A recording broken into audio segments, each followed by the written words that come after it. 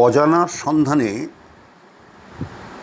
GTM star চ্যানেলের আজকের নিবেদন।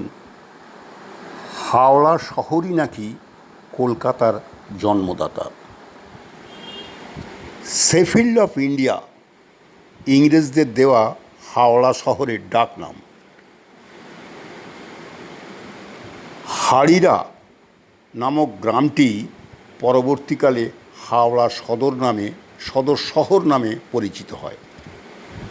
ছোট বড় মাঝারি শিল্পের রমরমা ছিল সমগ্র হাওড়া সদরব্যাপী বিস্তীর্ণ এলাকা।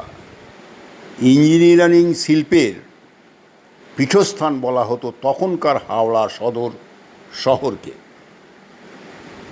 আর সেটাই তখনকার ইংরেজ শাসকদের এতটাই আকৃষ্ট করেছিল যে তারা ভালোবেসে হাওড়ার ডাকনাম দিয়েছিল শেফিল্ড অফ ইন্ডিয়া।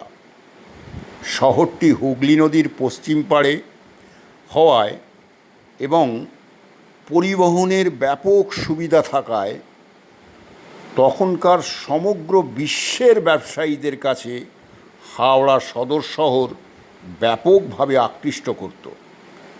আর সেটাই পরবর্তীকালে ইস্ট ইন্ডিয়া কোম্পানিকে আকৃষ্ট করেছিল হুগলি নদীর পূর্ব পাড়ের সুতানুটি, কলিকাতা আর গোবিন্দপুর গ্রামকে নিয়ে কলকাতা শহর তৈরিতে। এটাই কলকাতার ইতিহাস। ধন্যবাদ।